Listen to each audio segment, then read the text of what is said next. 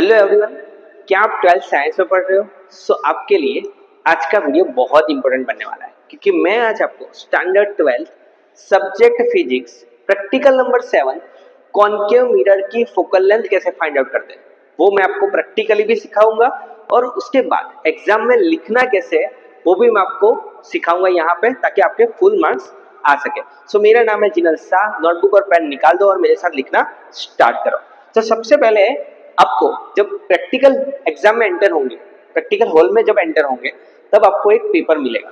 तो पेपर पे लिखा हुआ होता है एम। तो जैसे यहाँ पे लिखा हुआ है एम, वैसे वहां पे भी आपको एम लिखा हुआ मिलेगा। तो आपको सप्लीमेंट्री में ये लिख लेना है, to find the value of v for different values of u in case of concave mirror and to find the focal length f। देन आपको लिखना होता है एपरेटस। तो इस प्रैक्टिकल को परफॉर्म करने के लिए हमें कौन कौन से इंस्ट्रूमेंट की जरूरत पड़ेगी, वो आता है बच्चों आपका एपरेटस। तो यहाँ पे ये प्रैक्टिकल परफॉर्म करने के लिए हमें चाहिए एक तो ऑप्टिकल बेंच चाहिए। ये सब कुछ मैं आपको प्रैक्टिकली दिखाऊंगा कि ऑप्टिकल बेंच दिखती कैसी है, ऑप्टिकल बेंच पे हम प्रैक्टिकल परफॉर्म कैसे करते हैं, वो सब कुछ हम देखेंगे आगे वीडियो में। ऑप्टिकल बेंच, देन आपको चाहिए यहाँ पे पिन। इंडेक्स पिन बोलना हो तो इंडेक्स पिन भी बोल सकते हो, कोई जरूरत नहीं है, पिन बोलोगे तभी तो आपका काम हो जाएगा। देन आपको चाहिए स्केल, मीटर स्केल की जरूरत पड़ेगी आपको, तो वो भी लिख लो यहाँ पे। और आपको दूसरी एक चीज चाहिए यहाँ पे जिसकी हमें फोकल लेंथ फाइंड आउट करनी है, वो कॉन्केव मिरर। तो इतनी चीजों की जरूरत पड़ेगी ये प्रैक्टिकल हमें परफॉर्म करने में। एपरेटस एक बार अगर आपने लिख लिया है, उसके बाद आपको लिखना होता है ऑब्जर्वेशन। जैसे यहाँ पे लिखा हुआ है ऑब्जर्वेशन, वैसे ही आपको ऑब्जर्वेशन लिखना पड़ता है। तो सबसे पहले आपको लिखना है यहाँ पे approximate focal length of the concave mirror, और ब्लैंक करके छोड़ दो यहाँ पे। जब हम प्रैक्टिकल परफॉर्म करेंगे तब आपको पता चलेगा कि इसमें आंसर कितना आएगा। तो आपके पास जो भी कॉन्केव मिरर है उसकी अप्रोक्सीमेट फोकल लेंथ कैसे निकालते हैं वो भी मैं आपको सिखाऊंगा, और उसके बाद यहाँ पे लिखना कैसे वो भी मैं आपको प्रैक्टिकली सिखाऊंगा। उसके बाद आपको लिखना होता है actual distance of the object from the mirror using index needle. मतलब हमारे पास जो नीडल होती है उसका एक्चुअल डिस्टेंस कितना है ऑब्जेक्ट से, वो हमें यहाँ पे लिखना होता है। Then observe distance of the object from the mirror L dash, position of the mirror upright minus position of the pin upright on the scale। तो ये भी हम देखेंगे कैसे लिखना है इसमें आंसर हमें। उसके बाद इंडेक्स करेक्शन करना होता है LO माइनस LO डैश, इसको बोलते हैं हम EO। सेम इमेज पिन के लिए करेंगे EI is equal to LI minus LI dash. तो ये सब कुछ कैसे करना है वो मैं आपको बाद में सिखाऊंगा। आपको मैं अभी सिर्फ इतना सिखा रहा हूँ कि सप्लीमेंट्री में आपको लिखना कैसे। ये एक बार लिख लिया, उसके बाद आपको लिखना होता है ऑब्जर्वेशन टेबल। तो ये टेबल आपको प्रॉपर बनाना आना चाहिए। तो उसमें क्या लिखना है आपको, एसआर नंबर लिख लिया, मिरर की पोजीशन लिख लिया, मिरर कितने डिस्टेंस पे रखा है, कहां पे रखा है, वो यहाँ पे आपको लिखना है।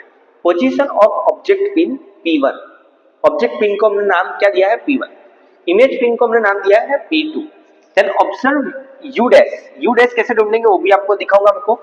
ऑब्जर्व V डैश, उसके बाद corrected U is equal to U dash plus EO, corrected V is equal to V dash plus EI, F is equal to, formula तो आपको पता ही है बच्चों, UV upon U plus V।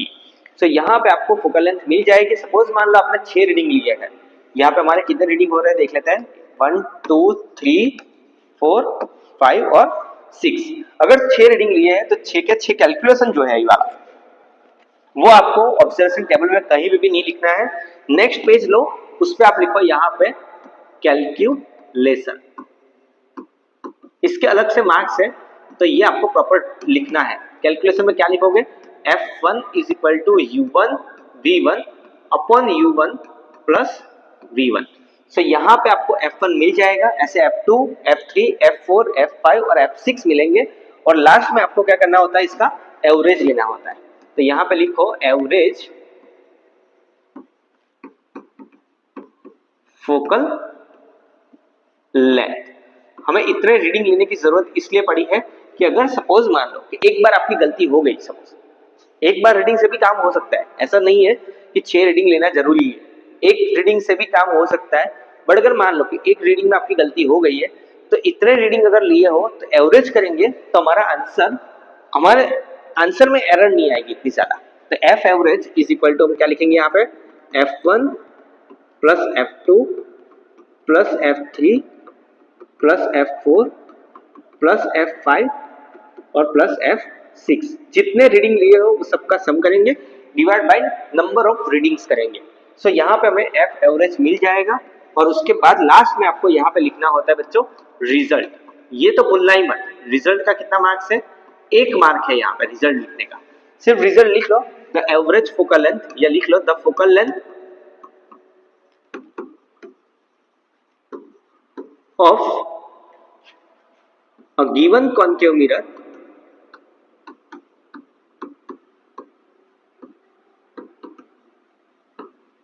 Is equal to जो भी आपकी focal length आई है वो यहाँ पे आपको आंसर लिखना होता है।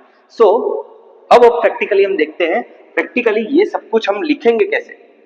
यहाँ पे जो हमने एवरेज लिख लिया है, ये सारी चीजें हम लिखेंगे कैसे वो मैं आपको प्रैक्टिकली यहाँ पे दिखाऊंगा।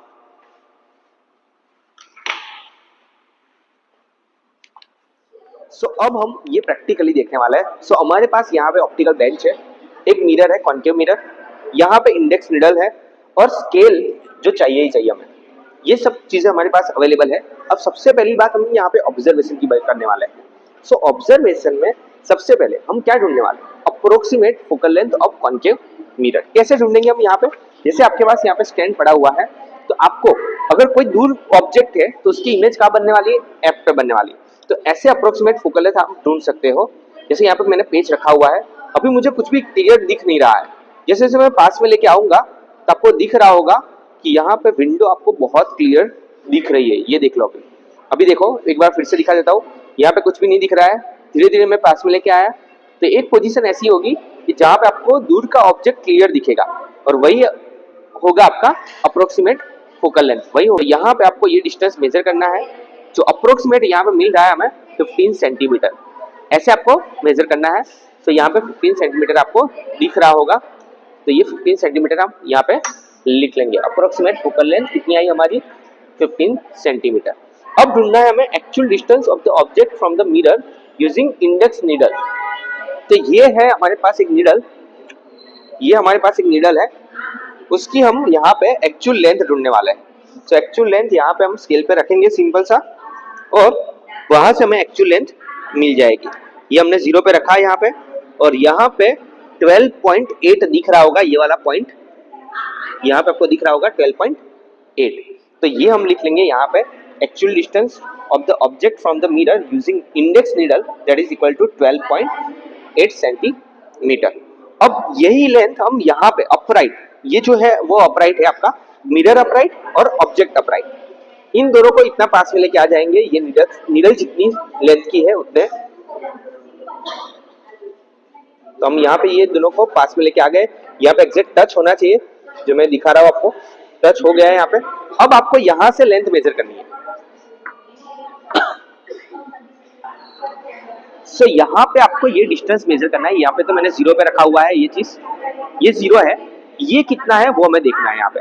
तो यहाँ पे आपको दिख रहा होगा ये 10 है, तो इसके बाद वाला ये जो है 11, 12 और ये वाला 13 है, वो आपका एग्जैक्ट 13 हो रहा है यहाँ पे। तो आप लिखोगे कैसे अब,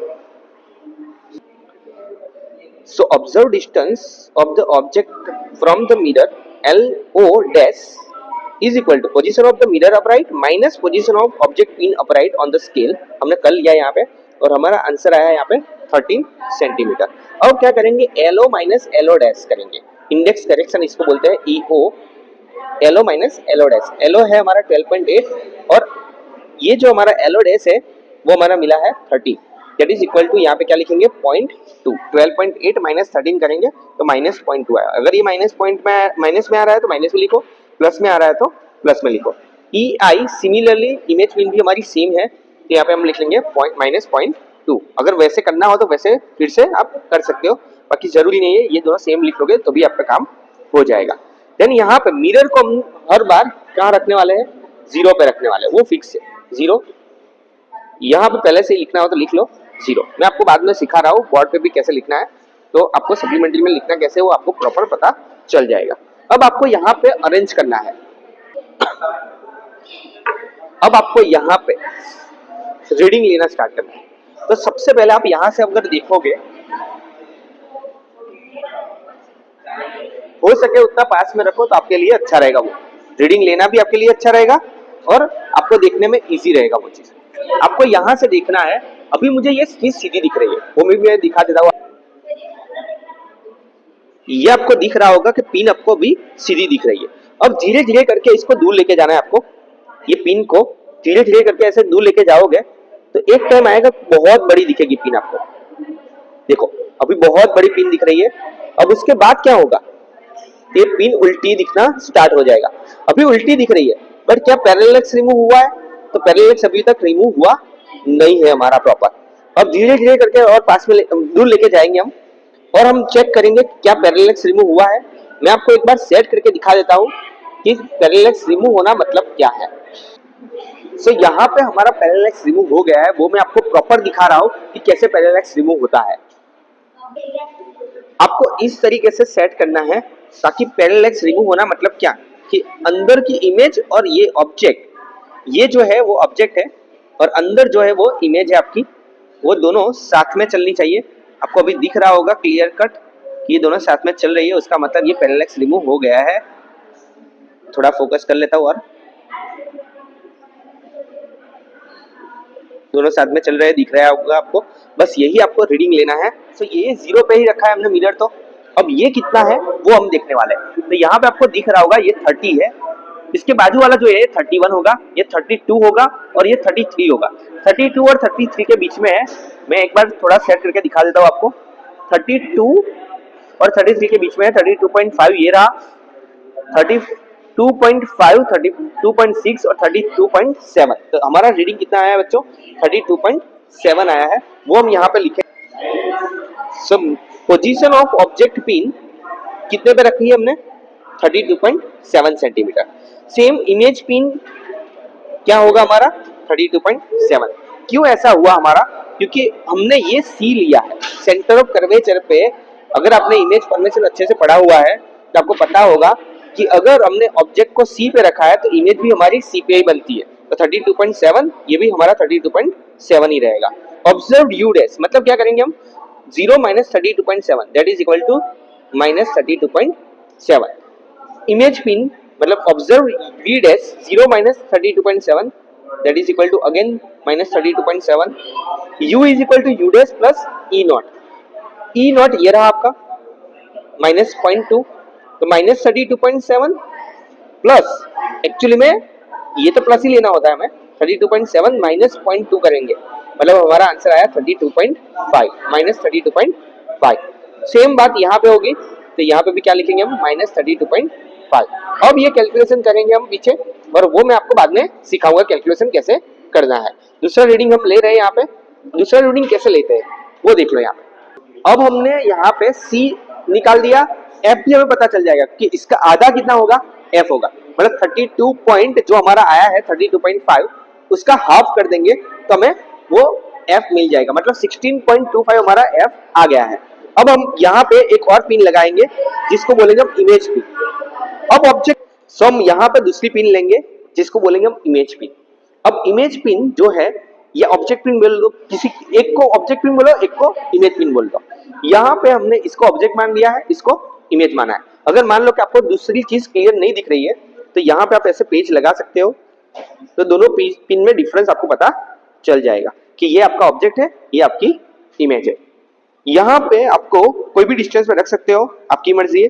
मैंने जैसे यहाँ पे 50 पे रख दिया है, ये आप यहाँ पे 50 पे रखोगे, मैं आपको दिखा भी देता हूँ।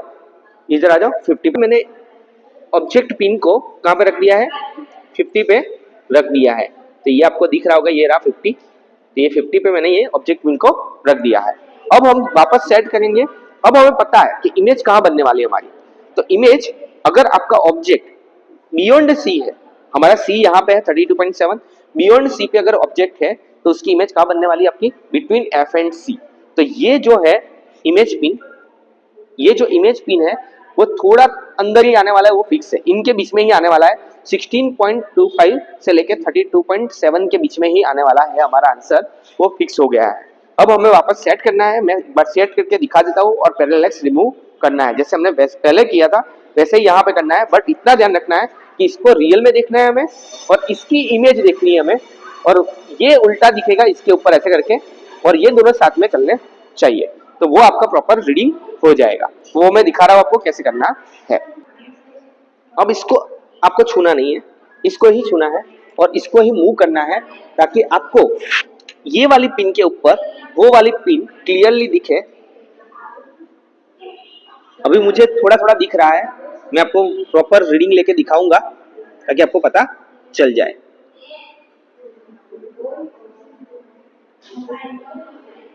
अभी पैरेलैक्स रिमूव हो गया है, थोड़ा हम सेट भी कर लेते हैं ये वाला ताकि आपको क्लियर वो चीज दिखे। ओके, हो गया है पैरेलैक्स रिमूव, मैं दिखा देता हूँ आपको। सो यहाँ पे देख लो आप कि ये जो पिन है, ये जो पिन है वो अंदर हमें दिख रही है इमेज के तौर पे, और ये हम अगर रियल में देखें तो उसके ऊपर ये क्लियरली उल्टा दिख रहा है और दोनों साथ में चल रहे हैं, मतलब पैरेलैक्स रिमूव हो गया है। अगर ये वाली पिन को देखोगे आप, ये वाली आगे वाली पिन को अगर देखोगे तो भी आपको सेम चीज दिखेगी, या फिर अगर ये वाली पिन को ऑब्जेक्ट मानोगे तो भी आपको सेम दिखने वाला है। दोनों एक दूसरे के ऊपर उल्टा दिखेंगे और दोनों साथ में चलने चाहिए, तो यही होता है पैरेलैक्स रिमूव होना। अब ये रीडिंग हम ले लेंगे, हमें u मिल जाएगा और v मिल जाएगा। u तो हमें पता है पहले से कि u हमने कितना लिया है, यहाँ पे 50 सेंटीमीटर ले लिया है। जो हमने u 50 सेंटीमीटर लिया है तो हमारा v कितना आया है वो हम यहाँ पे देख लेंगे। तो यहाँ पे आपको दिख रहा होगा ये 25 है, 25 के एक आगे मतलब 24 होने वाला है, तो यहाँ पे एग्जैक्ट आंसर आ रहा है आपका 24। तो v हमारा कितना हो गया, 24 हो गया है। अब लिखने का तरीका मैं ये कितना लिया हमने, 50।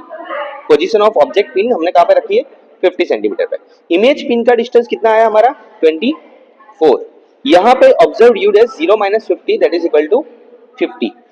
v डैश कितना, 0 - 24 सॉरी -50 - 24। अब 50 में से 0.2 माइनस कर लेंगे यहाँ पे हम, क्योंकि इंडेक्स एरर है, तो 50 माइनस 0.2 करेंगे तो 49.8 आ जाएगा यहाँ पे, -49.8। सेम बात यहाँ पे करेंगे, 24 माइनस 0.2 करेंगे तो यहाँ पे हमारा आंसर आएगा 23.8। अब ये कैलकुलेशन पार्ट मैं आपको बाद में दिखा रहा हूँ। सो ऐसे ही आपको डिफरेंट जगह पे ऑब्जेक्ट पिन को रखना है, और उसकी वजह से जो इमेज बन रही है, ऐसे 6 रीडिंग लेने हैं आपको एग्जाम में, और उसके बाद आपको एवरेज f लेना है, जिसे मैं दिखा रहा हूँ आपको बाद में कि f1 f2 f3 ऐसे करना है, कैलकुलेट करना है, और उसके बाद आपको एवरेज लेना है उसका, और वो एवरेज आपका परफेक्ट आना ही चाहिए। जो पहली बार में आंसर आया था आपका c जो था उसका जो हाफ करेंगे, मतलब c मतलब क्या है, सेंटर ऑफ कर्वेचर है, तो वो डिस्टेंस को हम क्या नाम देंगे, radius of curvature. Radius of curvature का अगर हमने हाफ किया तो वही आंसर आपका हर बार आना चाहिए, वो जरूरी है, क्योंकि वही फोकल लेंथ रहने वाली है। तो मैं दिखा देता हूँ आपको बोर्ड पे कि कैसे हमें लिखना है प्रॉपर, और कैलकुलेशन कैसे करना है, सब कुछ मैं दिखा देता हूँ ताकि आपके फुल मार्क्स आ सके। सो अब हम प्रैक्टिकली जो हमने किया है वो यहाँ पे लिखना कैसे है वो मैं आपको सिखाने वाला हूँ। सो यहाँ पे सबसे पहली बात आती है approximate focal length of the concave mirror, जो हमारा आया है आंसर 15 सेंटीमीटर, तो यहाँ पे हम लिख लेंगे 15 centimetre. Actual distance of the object from the mirror using index mirror, यहाँ पे आता है LO, तो LO कितना है हमारा 12.8 सेंटीमीटर, वो भी हम यहाँ पे लिखेंगे 12.8 सेंटीमीटर। ये कितना आया हमारा, तो 13 सेंटीमीटर आया है। Position of mirror upright minus position of object pin upright on the scale that is equal to 13 centimetre. अब क्या करना है आपको, LO minus LO dash that is equal to हमारा कितना आया 12.8 minus 13, so -0.2। Similarly image pin भी हमारा वैसे का वैसा ही होगा। अगर अलग से दिखे आपको तो उसकी आपको सेम टू सेम मेथड करके ढूंढना पड़ेगा, EI इंडेक्स करेक्शन आपको अलग से ढूंढना पड़ेगा। सो यहाँ पे हमारा ऑब्जर्वेशन पार्ट कंप्लीट हो गया है। नेक्स्ट है ऑब्जर्वेशन टेबल। सो ऑब्जर्वेशन टेबल में देखो, यहाँ पे मिरर को हमने कहाँ पे रखा था, 0 पे रखा था, तो यहाँ पे सब जगह पे क्या लिख लोगे आप, 0 centimetre. Position of object pin, तो सबसे पहले हमारा जो पहला हमने रीडिंग लिया था उसमें हमारा ऑब्जेक्ट पिन हमने कहाँ पे रखी थी, 32.7 सेंटीमीटर, तो यहाँ पे हम क्या लिखेंगे 32.7 सेंटीमीटर। इमेज पिन कहाँ पे ली थी हमें, 32.7, तो अगेन यही भी चीज हम क्या लिखेंगे 32.7। अब ऑब्जर्व यू डैश कैसे निकालेंगे? 0 minus 32.7 that is equal to minus 32.7 centimetre. Observe V dash 0 minus 32.7 तो ये भी कितना आएगा? Minus 32.7 centimetre. Corrected U is equal to you dash plus E naught. अब यहाँ पे ध्यान दो 32.7 माइनस 0.2 कर देंगे। इंडेक्स करेक्शन कितना आया था हमारा? माइनस 0.2 आया था, तो 32.5 हो जाएगा। ये भी आपका कितना हो जाएगा? Minus 32.5।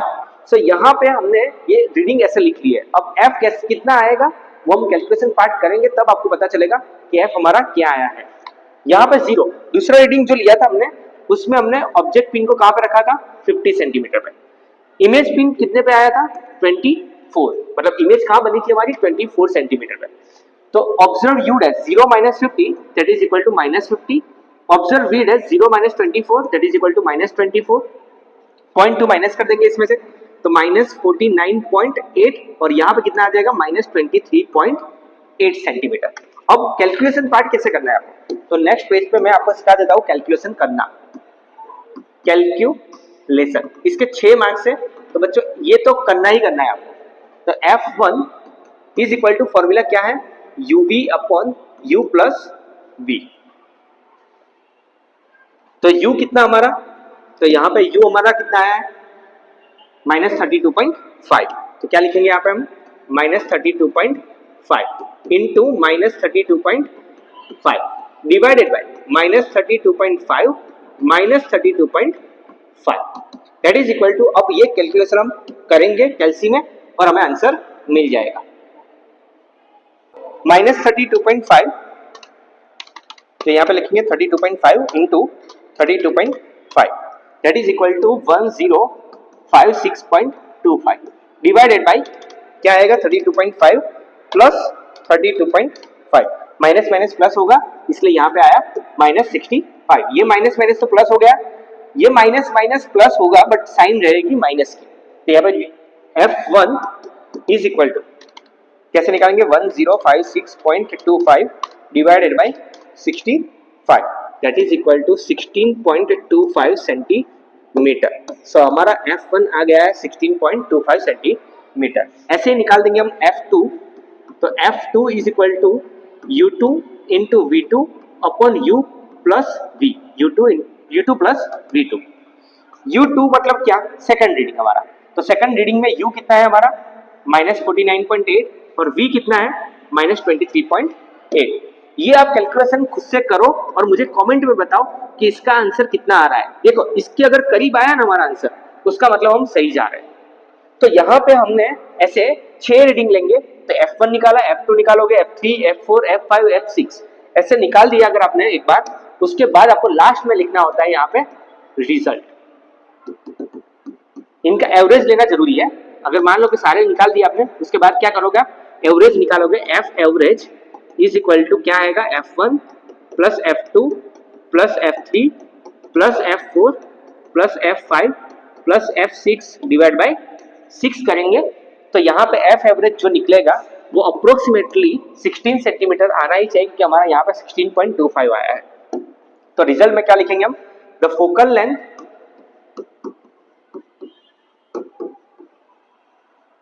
of a given concave mirror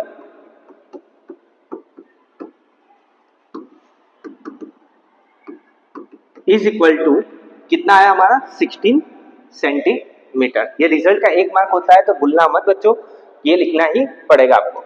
सो अगर आपको ये वीडियो अच्छा लगा हो लाइक करो, शेयर करो एंड सब्सक्राइब करो।